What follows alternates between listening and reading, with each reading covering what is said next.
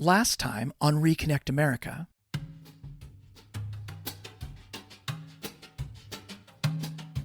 railroads lost their presence in a lot of places. They pulled people out of offices that used to be division offices in medium-sized cities, and these places became ghost towns. We saw reorientation of the public purpose of railroads away from serving Americans and the heartland of America towards just, hey, can we bring a box from the port of LA to Chicago? Globalization really took off. There was this big country we needed to get across, principally from Los Angeles and Long Beach to Chicago, and trains were perfect for that. They looked at it from a big view at 30,000 feet, looking down on all these systems and said, why do we need two routes across the Midwest? Let's get rid of this higher cost one. We'll just vacuum them up and shut them down. 1980, we had about 40 Class 1 railroads. Today, we have 6. And that period from 1980 to the early 2000s, we saw a consolidation of many of the systems together to just a few remaining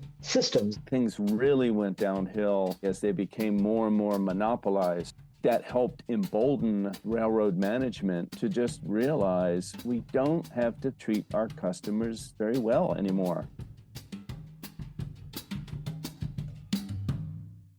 the deregulatory decade that culminated in the Staggers Act of 1980 triggered a dramatic reconfiguration of the U.S. railroad system. The paradigm shift from 100 years of emphasizing the rail system's public purpose to almost completely unleashing it to maximize profit has thus far played out like a drama in 2 acts. Episode 5 examined Act 1, how in the first 20 years after the Staggers Act, railroad corporations transformed their networks and their business models to adapt to this deregulated environment and economy, morphing what was once a vital and resilient national circulatory system into a superhighway for globalization. Like any superhighway, this one limited its entries and exits to privilege the biggest shippers in the biggest places at the expense of the passengers, communities, and smaller businesses and industries that were left behind. In the 30 years from 1970 to 2000, to boost their profit margins and recover their financial stability, the Class 1 railroads abandoned approximately 70,000 route miles of track and spun off another 37,000 miles of less profitable branch lines to the growing but subservient and even less regulated Class 2 and Class 3 railroads, generally referred to as short lines. The Class 1s used their newfound pricing freedoms and the capital freed up from consolidation, spin-offs, and abandonments to offer generous discounts to mega corporations shipping vast quantities of freight across the country. Meanwhile, demarketing or turning away smaller, less profitable customers, forcing those shippers to turn to trucks or, in many cases, to go out of business. For the 2 decades after the Staggers Act of 1980, these measures allowed Class 1 railroads to charge lower rates on average and to carry more of the nation's freight to and especially from the globalized marketplace. Thus, by the turn of the millennium, there was no longer any question as to the financial health of the railroad corporations. Deregulation had brought them decisively back from the brink. But Ricardo's law of diminishing returns meant that the tools they leveraged for this turnaround, once utilized, could not sustain the record profits Wall Street investors had come to expect. It is in the year 2001 where some of the most dramatic consequences of this metamorphosis manifest, and Act 2 of our story picks up. In that initial period, as mentioned, the deregulated railroad corporations were allowed to engage in massive consolidations. The U.S., which once boasted over 170 Class 1 railroads, had by 1979 already consolidated to only 40 corporations. But from 1980 to 2001, that number was further reduced to just 7, with only 2 Class 1s serving any given region of the country, and most shippers having access to only 1. The mega mergers of those decades had resulted in a series of severe service meltdowns, bringing large segments of the U.S. economy to a standstill. So in the year 2000, the Surface Transportation Board, or STB, which had replaced the much larger Interstate Commerce Commission as the regulatory body overseeing the railroads, finally, as if waking up from a fever dream, imposed a 15-month moratorium on all rail mergers. At the end of that moratorium, the STB concluded that, in order to win approval, all future mergers must increase competition between railroads, a standard which, if you think about it, by definition, is nearly impossible to meet. Though nobody feared a relapse into the financial precarity of 1970, by 2001, the Class 1 railroads had run out of lower volume lines to spin off or abandon, and mergers had ceased to be a viable option. And those cost-cutting measures were the means by which the railroads had afforded the discounts they had used to attract new business. So, how exactly railroads would continue to grow, or at least grow their profits, became an open question. At worst, railroads would content themselves to grow in tandem with the U.S. economy rather than outpacing it as they had done in the preceding decades. Another option was for railroads to try to win back some of the lower margin business they had turned away in their quest to recover and maximize their profitability. This could have grown their business in absolute terms, but by lowering the rate of return on invested capital, it would have required greater patience by investors and might have chased less patient investors away. But the concentration of market power this new consolidated system enjoyed provided the Class 1 railroads with a third option. With the monopoly and duopoly power they held over their customers, railroads no longer had to keep pushing their rates down. Rather than growing revenue by carrying more freight, there was now little to nothing preventing them from simply raising their rates, continuing to shed less profitable customers, and using their lack of regulatory accountability to sacrifice service and resilience for higher returns on capital. So what did they do? And what were the ramifications for shippers, communities, and our national transportation system? Welcome to Act 2, Our Way or the Highway.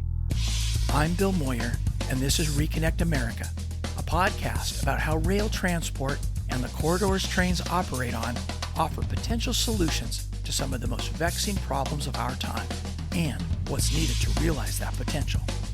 2004, you start to see a change in the approach to the railroads from a growth mindset to a profitability one. So you really start to see rail rates grow much more quickly post-2004 than you see pre-2004. What Wall Street saw was a really vital sector, a monopoly sector.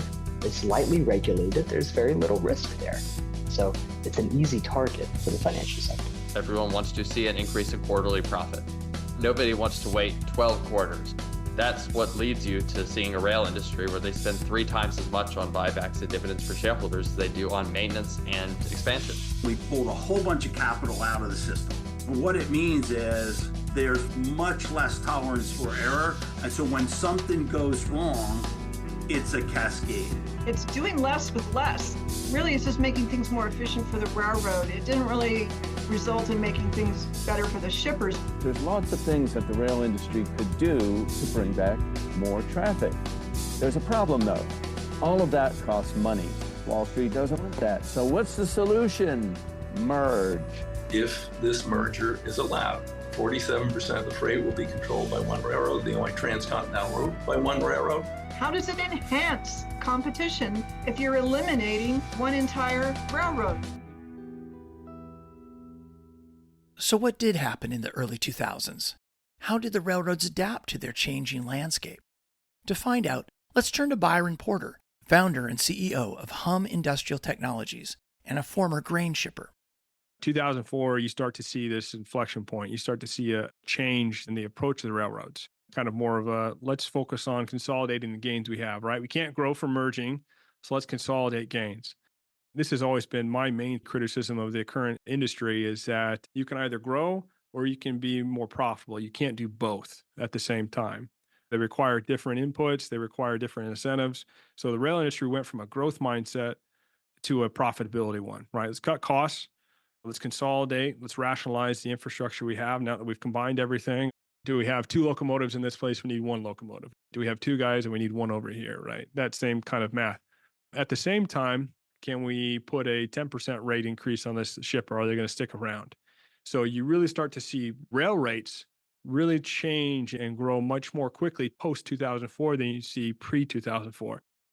Not only have rates risen substantially above inflation since 2004, but despite steady growth in demand for freight transport, by many measures, railroads have actually been moving less freight. As we will see, for industries whose products cannot be moved by truck, this has raised an immense barrier against the creation of new businesses in the U.S., as well as limiting the expansion of existing ones. Ultimately, the increase in the internal cost of shipping has been passed on to consumers, and those shippers that can ship by truck have made the switch in droves, for which the public has also paid the externalized costs of worsening congestion, air pollution, greenhouse gas emissions, road wear and tear, and roadway accidents. So what happened? How did an industry that in many ways was witnessing a miraculous revival in the late 20th century suddenly enter what one of our guests has described as a trajectory of managed decline? To answer this question, we have to take a look at a pair of closely related developments that have unfolded over the past few decades. One of these developments has to do with how railroads are operated.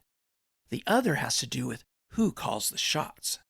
The new how was largely brought about by the new who, and that who was a type of financial player known as an activist investor.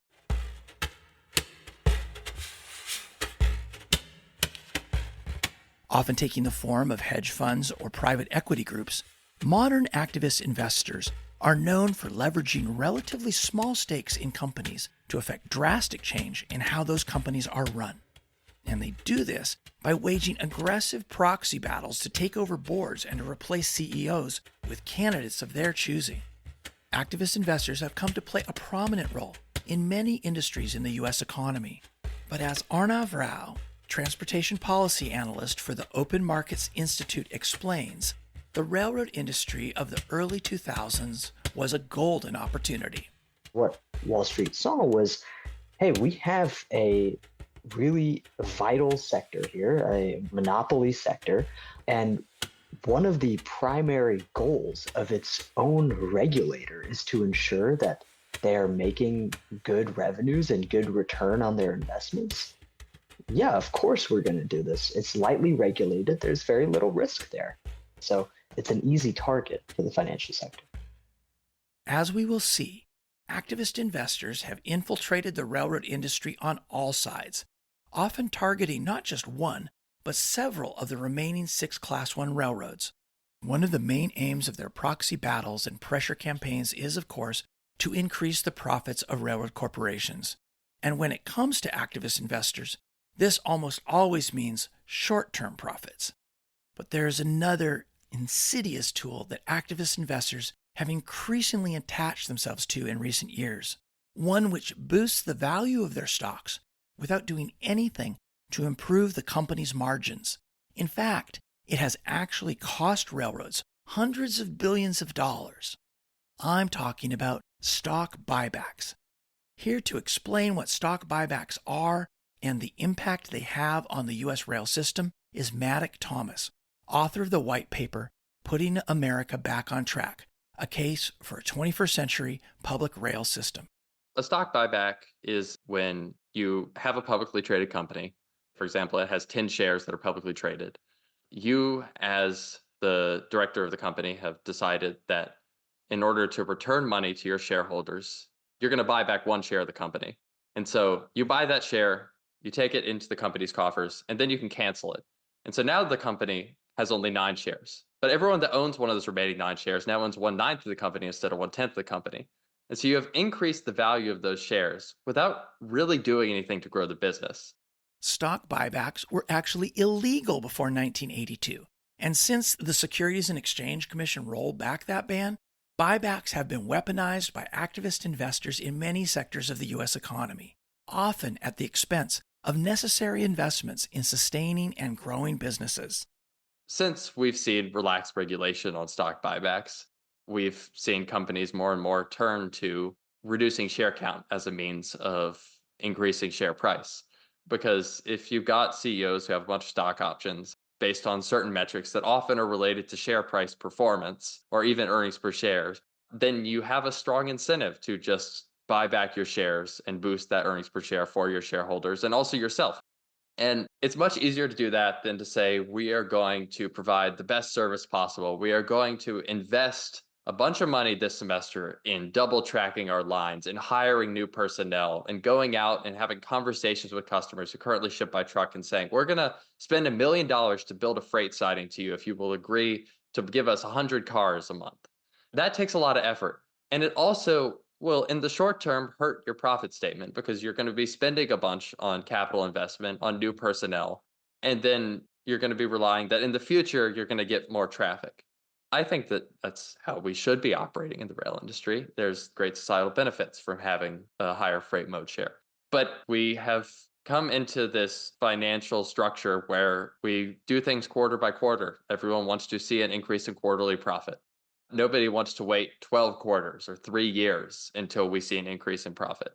That's what leads you to seeing a rail industry where they spend 3 times as much on buybacks and dividends for shareholders as they do on maintenance and expansion. In order to free up capital and extract it from the system with stock buybacks, activist investors also put intense pressure on railroad management to cut back on expenses and charge customers higher rates. The success of railroad executives in achieving these objectives is then reflected in a figure known as the operating ratio. The operating ratio is a way of measuring a railroad's profitability while factoring out fixed costs like the construction of track or the purchase of locomotives. It is calculated by taking the railroad's operating expenses as a percentage of the revenue it brings in from its customers. So a lower operating ratio means a higher profit margin. Since the arrival of activist investors, railroads have been achieving historically low operating ratios. For a long time, a good operating ratio was 80%, but it's really been blown out of proportion. Now we have companies vying to go below 60, and that's where you're talking a real roughshod business, sort of flying by the seat of your pants with as little capital investment as possible and as few personnel as possible. The expectation of sub-60 operating ratios has been driven in particular by the rise of a specific operating model that activist investors have now forced upon managers in some form or another at almost every Class 1 railroad. It's called Precision Scheduled Railroading, or PSR, and it was developed in the late 1980s at the Illinois Central Gulf Railroad by a man named E. Hunter Harrison. Here to walk us through those origins and how PSR works is John Strong, professor of finance at the College of William and Mary. So Hunter Harrison had a long career in the railroads, and when he got to Illinois Central Gulf, if you think about the ICG, it was an in-between railroad. It was not one of the giants, and it had lots of mixed commodities. And so what he realized was that because I have a different kind of a railroad, what I want to do is get away from this idea of unit trains, and I want to change the operating model.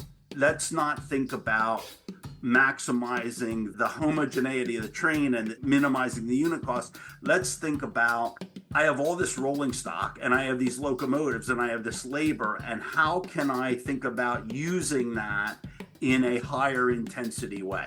So what I want to do is, instead of what they call hold for tonnage, instead of waiting to build a unit train or a mixed train that was go to a single destination, what I'm going to do now is build a train in Chicago. And if the train in Chicago was going to Nashville, to Atlanta, and to Jacksonville, you'd build a train, and the last cars in the train would be the ones that you would drop off in Nashville. And then at Nashville, we would add the cars that would be going to Atlanta. And the idea was we could do that on a daily scheduled basis that would create consistency in the operation. So he wanted to increase the cadence of the operation and increase the utilization of the locomotives, the rolling stock, and the labor. So that's the basic idea of PSR. But it's also important to understand that all of this comes at a cost, a big cost. what you're really doing with PSR is you're running a just-in-time system. And so everything is running at a particularly high cadence. Everything needs to run on time. And so think about sort of airlines. If you get a flight that's delayed, that cascades through the rest of the system. And so one of the real challenges with precision scheduled railroading was they said we essentially had all this capacity. We had more locomotives than we needed. There was more rolling stock than we needed. There were more hump yards than we needed. And we pulled a whole bunch of capital out of the system. And what it means is if I have a problem, that problem cascades. If I'm taking a train from Atlanta to Jacksonville, if it's late, that locomotive was the train from Jacksonville that was going to go to Miami. So what precision scheduled railroading does is it means there's much less tolerance for error. There's much less slack in the system. And so when something goes wrong, it's a cascade. These service disruptions are only compounded by another way in which PSR pushes railroad systems to their limits. The average train lengths in PSR just exploded. Trains got so long, in fact, that they often no longer fit into sidings to allow other trains to pass. Parked trains often stick out onto the main line, halting not just rail traffic, but also road traffic, pedestrians, and emergency response vehicles in the towns that railroads pass through. You'd have towns that you'd wait at an intersection for train lengths that are a mile longer than they used to be, and they were all mixed. And once I start to mix cargoes, and I'm taking them through pretty dense areas, I certainly have safety risks. So one of the ways that precision railroading responds to surges is it puts more pressure on the system. And there's more safety risks that come along with that. Despite these risks, the Illinois Central's adoption of PSR led to a reversal of its fortunes from an industry straggler to having one of the lowest operating ratios around. And its financial success did not go unnoticed. In 1995, Canadian National, one of the two major Canadian railroads with networks extending into the U.S., was privatized after 76 years as a crown corporation. This caught Wall Street's eye. It was an era of expanding free trade in North America, and activist investors saw in Canadian National an opportunity to give PSR a run for its money on a continental scale. We have NAFTA. It's really useful for Canada to be able to get to the US and to Mexico. Illinois Central did that. And so Canadian National acquires Illinois Central, and as well, they acquire Hunter Harrison, who says, Canadian National isn't as good as Canadian Pacific. How can we make this better? I want to take the operating model that I had at Illinois Central and apply it to Canadian National.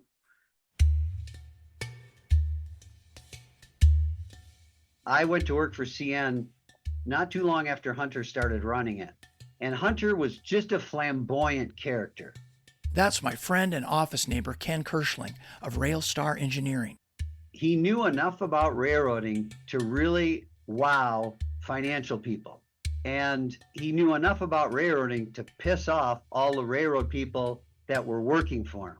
I saw him come through Stevens Point, Wisconsin, and tell them how to run their railroad and basically tell them that the heads will roll if they don't change. They would do that for a couple of days. All of Stevens Point would grind to a halt, and they go back to running it the way that they knew how to run it from experience. But Hunter had made his mark. And when Hunter was gone, there was fewer people. There was always a reduction in people, a reduction in infrastructure that always followed Hunter. And that was how Hunter got the attention of the private equity companies or the big investors, the institutional investors and so on. They saw that he did this. He was a son of a bitch. He was a marginal railroader, but he was a very, very forceful person. The problem is that these investors saw what he did with CN, and they figured he could do that elsewhere. Harrison's next stop would be Canadian National's rival, Canadian Pacific. In late 2011, the notorious activist investor Bill Ackman and his hedge fund Pershing Square began accumulating shares in Canadian Pacific and holding private meetings with Harrison. In early 2012, they launched what is known as a proxy battle to oust incumbent CEO Fred Green and replace him with Harrison. The battle got heated, with bitter letters between the opposing parties being leaked to the press. But CP shareholders ultimately heeded the advice of Wall Street analysts and installed Hunter Harrison as CEO. Now, we've already seen that many people considered Harrison's actions at CN destructive. CP, however, was even more vulnerable to his scorched earth approach than its Canadian counterpart had been. On the CN, he had an easy way to reduce costs because it was a Crown corporation. They had a lot of infrastructure. They had more than what they needed to run their railroad well. So when he got to Canada, hell, it was a frickin' feast. Of course, he made that look incredible. It was easy to reduce costs when you had more railroad infrastructure than you needed. But CP already was a privately owned railroad. It was not Crown Corporation. So he had to cut deeper and harsher to get the same results. But he did. He got his results there too. Just a few years later, the activist investors would strike again. In 2017, Paul Halal, a former acolyte of Bill Ackman, lured Harrison from Canadian Pacific to the Eastern Railroad CSX. While there, Harrison's antics would reach an entirely new level. Before he went to work for CSX, he still was fairly healthy. He still would get over the railroad. He still would learn something about the railroad. He still would, make his big show in the various terminals and so on. You're going to go and you're going to go. You're out of here, tear up those 5 tracks. But when he got to CSX, his health was so bad that he did all his work from his frickin' ranch. He walked around his ranch with his phone and gave instructions to people looking at a goddamn map of CSX. This is the terminal you're going to reduce operations at. This terminal you're going to shut down. How can a guy do that from his frickin' horse ranch? But that's what he did. E. Hunter Harrison passed away in December of 2017, just 9 months after joining CSX. But the PSR train had left the station. Unfortunately, this was like a plague. Wall Street said, hey, UP, what's up with you guys? You're doing the same stuff that CSX used to do. You're spending all this money and maintaining your track and buying new equipment and all these workers. Get your act together. Okay, goes UP. That's former Congressman Peter DeFazio. As chair of the House Transportation and Infrastructure Committee and into his retirement, DeFazio has been one of the foremost critics of PSR. Ultimately, it infected the entire industry. Last one to get infected was Burlington Northern. And I thought, well, maybe they'll be immune because they've got Warren Buffett. Warren Buffett doesn't like to chase short-term profits over destructive policies. Unfortunately, when the CEO retired, a new CEO came in, she said, oh, no, we're going to do the same thing. And Warren Buffett, sadly, last year bragged about the massive returns that Burlington Northern was getting because of precision scheduled railroading. Though PSR was sold to shareholders as a premium service for which customers would be willing to pay a higher rate, talking to shippers and their representatives yields a completely different picture. Far from PSR being a preferred service option, shippers often experience it as something that was forced upon them without their having been consulted or given a choice. And as Freight Rail Customer Alliance President Emily Regis explains, the supposed efficiencies of PSR exist only on the railroad's balance sheet. From the shipper's point of view, PSR has only made things worse. It's doing less with less. Really, it's just making things more efficient for the railroad. It didn't really result in making things better for the shippers, but it saved a lot of money because you don't have a lot of people just waiting around to be called up. You don't have equipment parked here and moving empty there, and you're keeping track of every mile and every locomotive, and all the power is doing something. It's making money. So it's all about making money and reducing all the waste. But the way it works for a shipper is there's fewer people available and there's fewer locomotives. It's a business model that only benefits the railroad. It doesn't really benefit the shipper. What do we get out of this?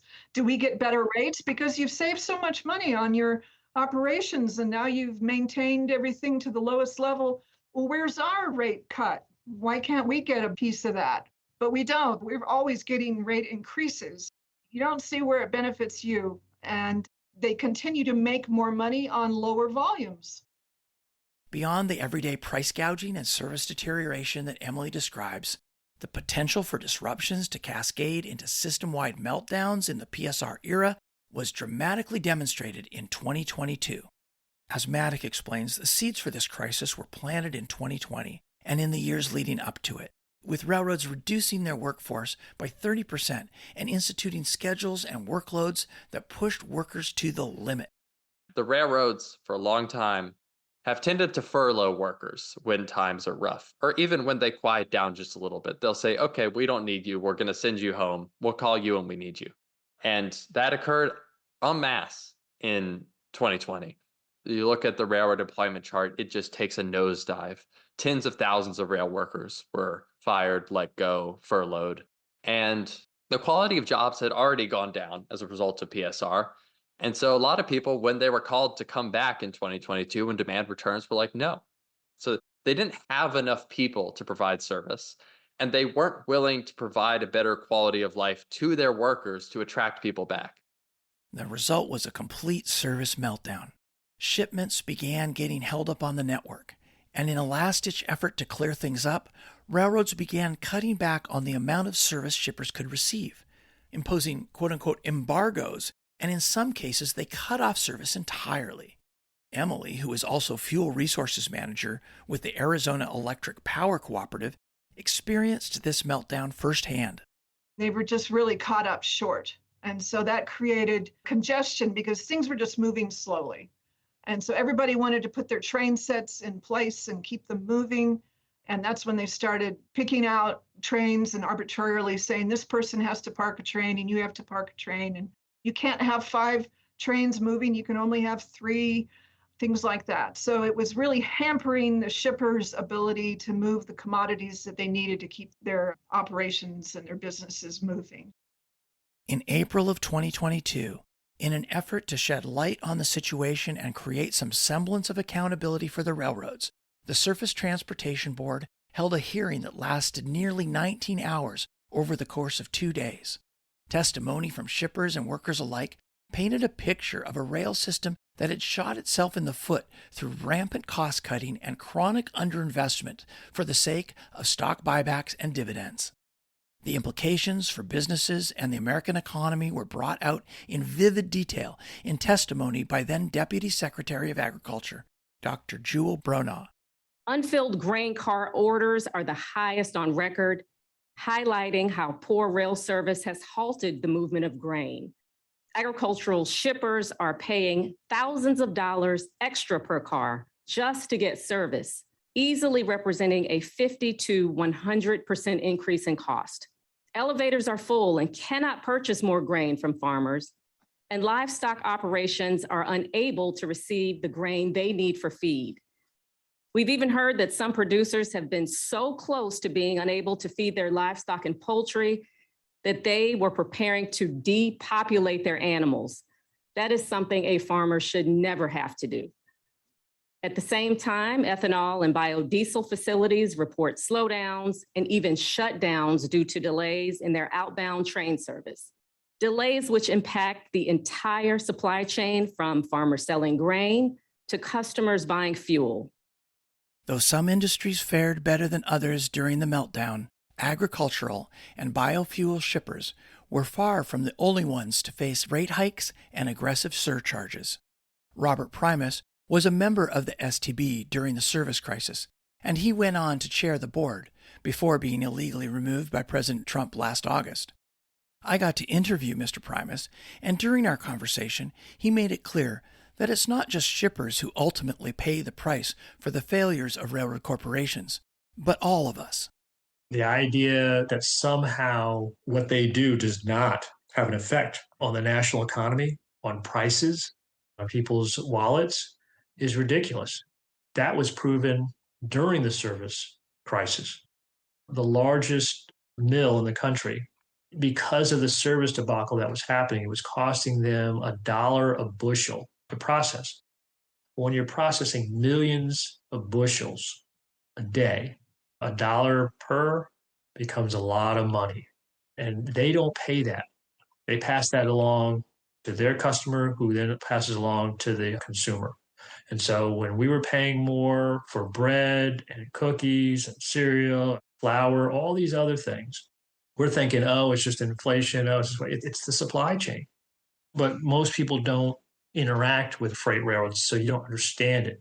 You blame Giant or Safeway. You blame a major supermarket for raising rates. You blame the brand for raising rates for their product, not understanding that they may be doing it as a result that their transportation costs are going through the roof, and there's nothing they can do about it.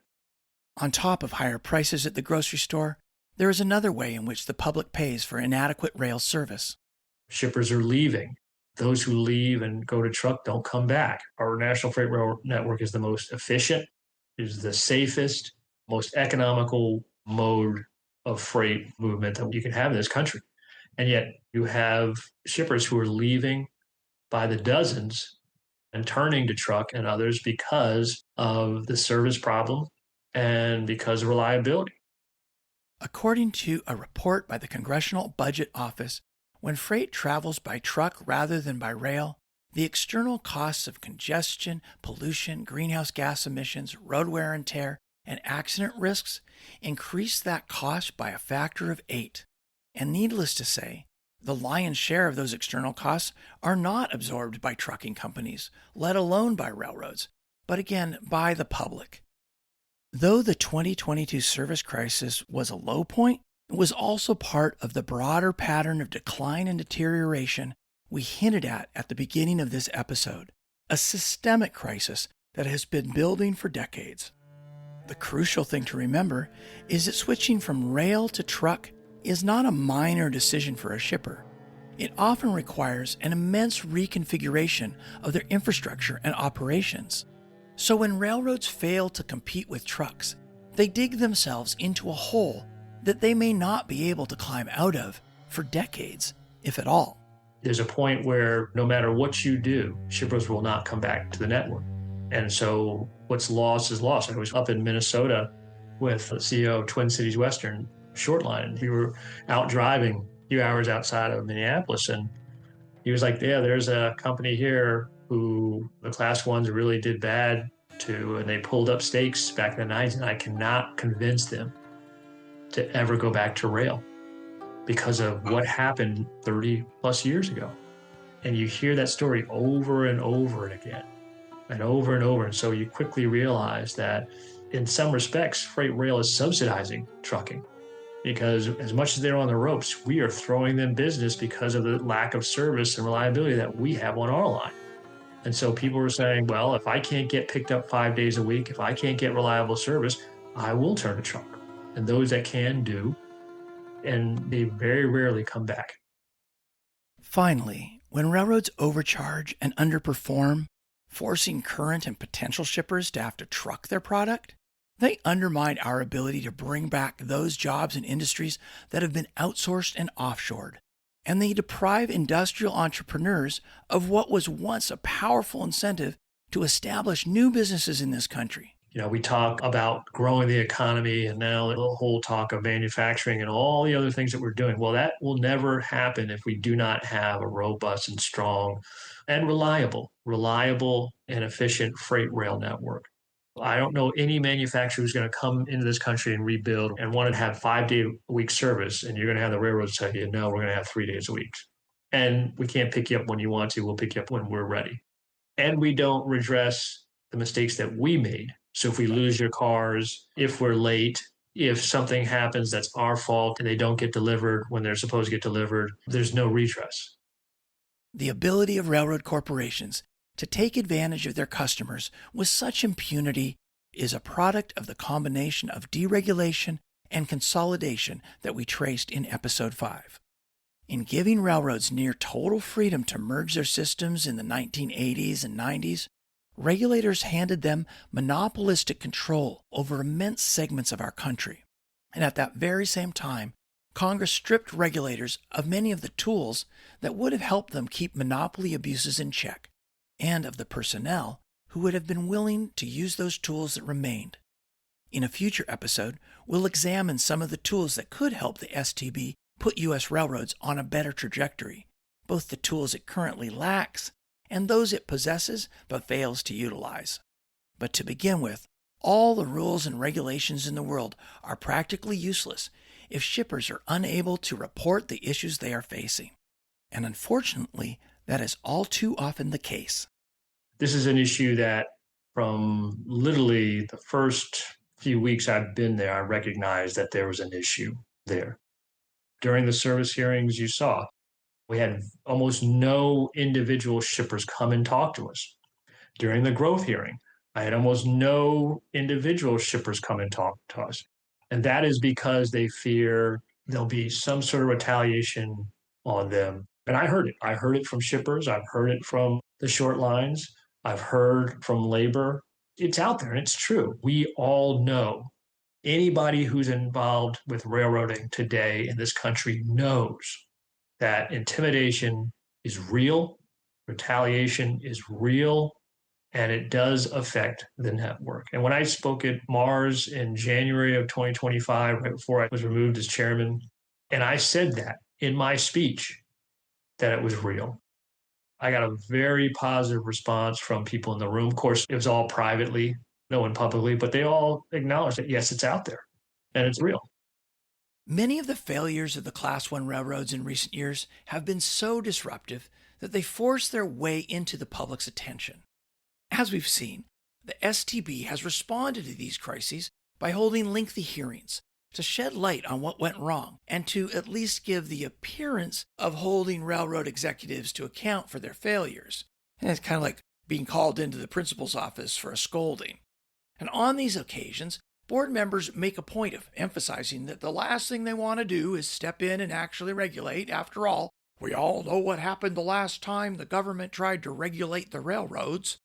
In fact, members of this regulatory body often seem openly uncertain as to how they would go about regulating, even if they did decide it was an acceptable thing to do, and what powers they actually have.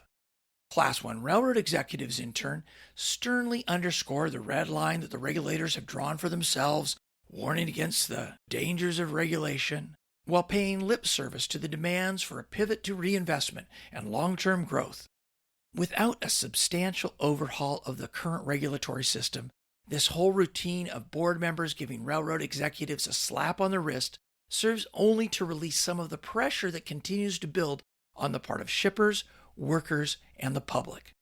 However, though the STB remains unsure of its ability to effectuate any substantial change in the behavior of the railroads, the same cannot be said of those whispering into the other ear of the railroad executives, namely the activist investors. The extent of the power that these financial institutions exert over the operations of U.S. Class I railroads has, in recent years, become impossible to ignore.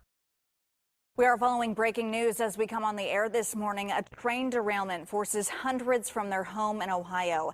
This is a view from our Sky Eye 2 drone showing those flames shooting into the air. Fire departments from 3 states, including Pennsylvania, are all actively working to get this massive fire under control. On February 3, 2023, a Norfolk Southern train derailed in the town of East Palestine, Ohio. Tanker cars full of flammable liquid caught fire and burned for days. Under pressure from Norfolk Southern, a decision was then made to vent and burn 115,000 gallons of the toxic chemical vinyl chloride, exposing East Palestine residents to the fumes. A National Transportation Safety Board investigation later determined that the derailment was 100% preventable. If you want to learn more about what happened in East Palestine and some of the ways in which folks are coming together to ensure it never happens again, I highly recommend you check out our interview with East Palestine resident and organizer Jess Connard. For now, the important thing is what happened at Norfolk Southern in the aftermath of the derailment and what it reveals about the forces steering the railroad industry and determining its prospects for a turnaround. Maddox Thomas explains.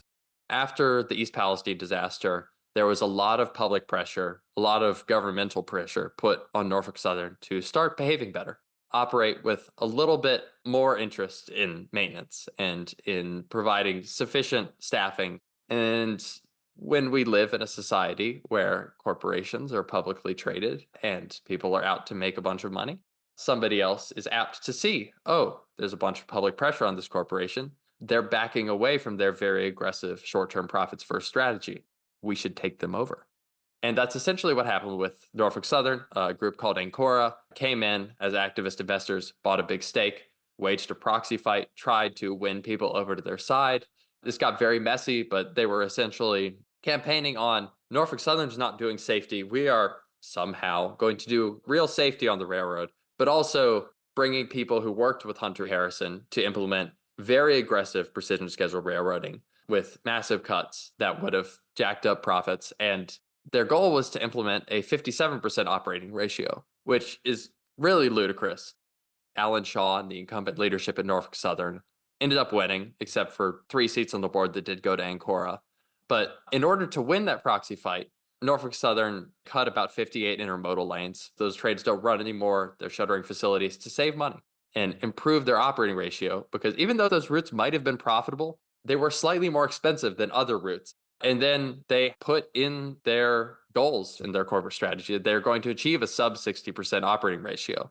And so it's hard to see what exactly the difference is between Ancora's plan and what the incumbent Norfolk Southern leadership is trying to do now. And this is one of the problems with just hoping that the railroads are going to reform themselves or respond to a little bit of pressure to behave better, is that even if you do get leadership that is promising to do better by customers and by the public, you're going to get another group of investors who are going to say, we could take that railroad over now and go back to doing super PSR, and we'll make a bunch of money. And as long as that investor pressure is there in the industry, it's hard to see that changing. Even though Ancora got much of what they wanted in terms of company strategy, they continued looking for ways to replace Alan Shaw as CEO. In September of 2024, they accomplished that goal as well, after an internal investigation pushed for by Ancora shed light on an affair between Shaw and his chief legal officer. Both parties were fired within days. As Maddox says, there is little hope for change from within the railroad industry, with most railroad managers being fully captive to the whims of activist investors like Ancora. Yet, pressure continues to mount from shippers, workers, community advocates, and occasionally lawmakers and regulators. Even some Wall Street analysts and financial institutions have expressed concerns in recent years.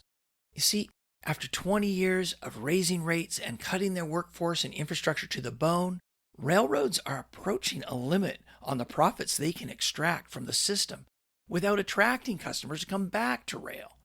Shippers and consumers can only absorb so many rate increases. As we will see in a future episode, there is also a limit to how much workers are willing to sacrifice before they walk away.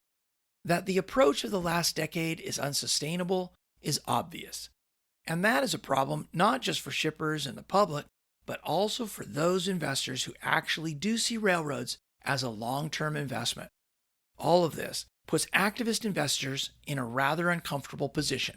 It's becoming more and more difficult to ignore that these activist investors have caused railroads to fall far behind trucks and the U.S. economy over the past 2 decades. Unfortunately for all of us, however, they might have one last trick up their sleeves, the very same trick that railroads have always turned to when backed into a corner. To find out what it is and what it isn't, let's turn to Ron Kamenko, co-founder and trustee of Railroad Workers United. Interestingly, a few months ago, I happened to stumble upon an article, and some Wall Street outfit was stating that they're becoming disillusioned with the Class 1 railroads in this country. And surprisingly, they said car loadings have been flat for more than a decade now. And that was putting it mildly, because car loadings aren't flat. They've actually in the toilet, relatively speaking. And so it was interesting to see maybe Wall Street catching on to this, that this is not sustainable. The operating ratios were plunging, but that has come to a screeching halt and maybe reversed now. And so Wall Street's concerned, and they cage it up in terms of car loadings are flat, which of course we've been pointing out now and beating the drum that this industry can't really be successful if it's doing less of what it's supposed to be doing, even if it's making record profits and has low operating ratios. So Wall Street catching on to this. And so if your goal is to increase car loadings and you're a railroad, let's see, how can we do that? Well, the railroad is sort of congested, so let's extend our sidings so all the trains that are now very lengthy can fit in them and expedite our service. Let's consider double tracking where the potential for that frequency of rail movements warrants. We can upgrade signal systems or install signals in dark territory where there are no signals. We can rebuild or expand smaller yards or even some of our bigger ones. You can reduce your rates to some of your customers. You can develop a marketing department and literally go door to door and try to drum up traffic. That's gone by the wayside decades ago now. So in other words, there's lots of things that the rail industry could do to bring back more traffic. There's a problem though. All of that costs money. You have to make investments in labor, you have to make investments in infrastructure and so forth. And Wall Street doesn't want that. So what's the solution? Merge. It seems like this is always the solution that they have come up with over the last 100 years. On July 29th, 2025, Union Pacific and Norfolk Southern announced their intention to merge, forming what would be the first integrated coast-to-coast transcontinental railroad in U.S. history. If their application is approved, the combined railroad would control approximately 40% of the nation's rail freight, and it would only be a matter of time before the other 4 Class I railroads would seek to combine their systems in response. In an attempt to preempt the opposition, UP and NS are pitching the merger as a way to win back traffic from trucks. But as Byron points out, merging is neither necessary nor sufficient to achieve that. Well, you don't need a merger to compete with trucking. And if they merge, they would still not compete with trucking. And it simply comes down to the fact that they are profitability, not growth focused, because they are not willing to loosen their margin requirements to compete with trucking. Now, I contend they would make more money having a smaller slice of a larger pie than continuing to have a larger slice of a shrinking pie. I think the numbers work out that way. However, my contention is they don't know how to do that. That knowledge and skill set left their organizations. It was driven out because a completely different mindset was rewarded and promoted internally, and everyone else who had the organic growth mindset got frustrated and left. So merger doesn't change any of this. I think if you really wanted to compete with trucks, you got to change out the C-suite. You got to change out senior management. You have to instill a completely different culture, completely different incentives, reward different behaviors. And it's akin, I think, to a revolution, not an evolution. And it's not something that CSX or others are really doing. Union Pacific and Norfolk Southern's merger is not about competing with trucks. What it is about is giving activist investors yet another chance to extract value from this critical national infrastructure. Mergers have always been railroads' favored way to grow. The only reason they largely stopped trying to merge over the past 2 decades is that they didn't think they would be allowed to do it. The STB's rule change in 2001, requiring future mergers to increase competition between railroads, seemed like an almost impossible bar to meet. But as we have seen, the railroads are just about out of options. They know that they have to grow. The only question is whether they will grow organically or inorganically, by reinvesting in service and infrastructure or by merging their systems to cut costs. And whether or not one believes that a Union Pacific-Norfolk Southern merger will convert traffic from trucks to rail, it is also worth remembering that a large portion of shippers do not even have the option of shipping by truck. For these businesses, a merger only risks depriving them of the final semblance of rail-to-rail competition that still exists. Here's Emily Regis.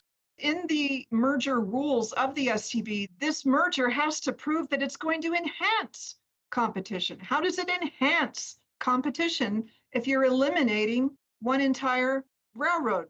And rail to rail competition is what we're talking about. We can't ship by truck, and we want reliability and we want rates that are fair.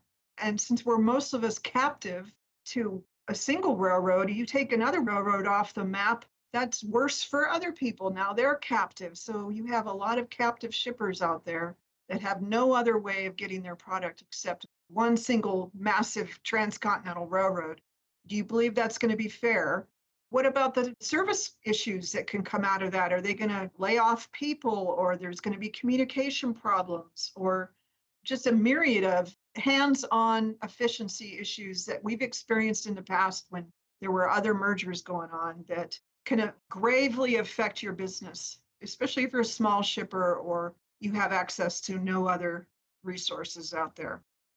Earlier, we learned how in the year 2000, the STB foresaw that another merger would likely trigger defensive mergers from the other Class 1 railroads, forcing a consolidation of the U.S. rail industry into just 2 or 3 systems. In the aftermath of the UP-NS merger proposal, management from both BNSF and CSX denied any intentions of merging in response. Within weeks, CSX CEO Joe Heinrichs was fired. As Arnav Rao explains, here, as with so many times before, the activist investors seem to have gotten their way. Reportedly, UP CEO Jim Vanna made informal outreach to Heinrichs about a potential merger, and Heinrichs at that point declined. And as we all know now, Union Pacific is merging with Norfolk Southern. So the CSX's board and Ancora saw that as a blunder on Heinrichs' part. Hey, I don't want to drive growth through just merger. I want to drive growth organically. That is seen as antithetical to what railroading is supposed to be at this point, which is kind of ludicrous. We don't want to drive organic growth. We want to drive growth through mergers is a strategy that Wall Street and that these boards want to take. Ancora said that his quote unquote botching of the merger was the final stake in his coffin and ousted him. So he was replaced by another executive who's known for his M&A expertise and is certainly more receptive to a potential merger with BNSF than Heinrichs was. So it kind of shows that the financial industry's final goal is just a transcontinental duopoly. We're no longer satisfied with regional monopoly. We can't drive earnings per share growth anymore, and so we need to move towards a national duopoly. That's what the end game is at this point. As we've seen, the endgame moment that the U.S. rail system is now entering is the latest in a long string of repercussions resulting from the deregulation of the industry in the final quarter of the 20th century. In allowing railroads to spin off and abandon tens of thousands of miles of track, consolidate into a small cadre of monopolistic megasystems, and demarket all but the most profitable freight, we triggered a reshaping of the U.S. rail system into a superhighway for globalization. Though this new system produced handsome returns for railroad corporations, it provided service to only the largest corporations in the largest cities and left smaller businesses and communities in the American heartland behind. When this reshaping was complete and the possibility of meaningful competition between railroads was all but eliminated, activist investors began to see in railroads a lever for squeezing hundreds of billions of dollars out of the U.S. economy without reinvesting a penny in long-term resilience, let alone growth. Through proxy battles that installed new executives, these financial institutions imposed on railroads a destructive operating model called precision scheduled railroading, which consisted of doing less with less while raising rates on shippers well above inflation. Rather than reinvesting the record profits into safety, maintenance, innovation, and growth, railroad executives funneled those hundreds of billions of dollars into stock buybacks and dividends. But with disastrous derailments, worker discontent, service meltdowns, and an inability of shippers to accommodate perpetual rate increases, even this approach began to run up against a limit. With pressure mounting from all sides, including some on Wall Street worried about their diminishing returns, railroads are looking for a new way to appease the most aggressive activist investors while paying lip service to calls for growth. Though mergers were all but taken off the table 26 years ago, Union Pacific and Norfolk Southern, and the activist investors that control them both are throwing the dice in the hopes that the current administration will overlook the obvious harms to shippers and communities that will inevitably result. The failure of the post-Staggers deregulatory regime to prevent this current situation from arising raises the possibility of re-regulating the railroads, as well as whether it may be necessary to finally reimagine how the U.S. approaches rail transport and the infrastructure it operates on. We will return to this question repeatedly in the coming episodes as we continue to explore not just the costs that the present model is imposing upon the public, but also untapped opportunities to harness the U.S. rail system to help solve some of the most vexing problems of our time. The next stop in this journey will take us away from the high-volume, long-distance main lines that the Class I railroads held on to after deregulation, and into a very different world of those former branch lines that were spun off and now make up the short line railroad system. We'll explore the struggles that the short lines have faced at the hands of the Class I's since their explosion onto the scene in the 1980s and 90s. We'll hear the impact that the loss of rail service has had in communities where service could not be sustained. And we will examine the concessions that were required in order for those short lines that did survive to sustain the vital service that local economies depend upon. We lost a substantial amount of trackage in a few short years, and we lost a lot of small town elevators and fertilizers companies. Deregulation allowed the mainline Class I railroads to abandon whatever tracks they wanted to. So there was an explosion in short line railroads. The short lines employed fewer people than the Class I's. They had worse job protection and benefits and wages. Over the years, these Class I's became fewer. And as they did that, their focus changed, and they no longer had the same interest in working closely with the short lines. Where you had a monopoly is where the big railroads got hard to deal with. And they're still that way to this day. They think they're right up there with God and more powerful than Congress, and I think they are. It does feel like the schoolyard bully beating up on the kindergartners almost. The poor short lines feel like there's not a lot we can do here. Our hands are tied. And the Class I's, sometimes it's like, man, you guys are stupid about this. Taking out 1 mile of track so that your competitor can't interchange. I do think we have a real issue in this country in the sense that so much of the policy framework is tilted against rural areas. There's a real case to be made that states need to reinvest in their rural areas. People were almost glad to have something that they could come together and vote on that didn't cause them to have protesters on their front lawn when they went home at night. That's for next time on Reconnect America. Reconnect America is a podcast by Solutionary Rail. This episode was written by Sasha Alenko and me, Bill Moyer. Audio engineering by Tom Stiles and August Moore. Occasional percussion by yours truly, and background music by my old bandmates in Oda Proda. Special thanks to Ken Jacobson for our theme music. You can find this show on Substack, Apple, Spotify, or wherever you get your podcasts. You may have noticed that this podcast doesn't have ads or a paywall. With your help, we can keep it that way. Pitch in and get involved by visiting solutionaryrail.org. We're not here to sell you anything.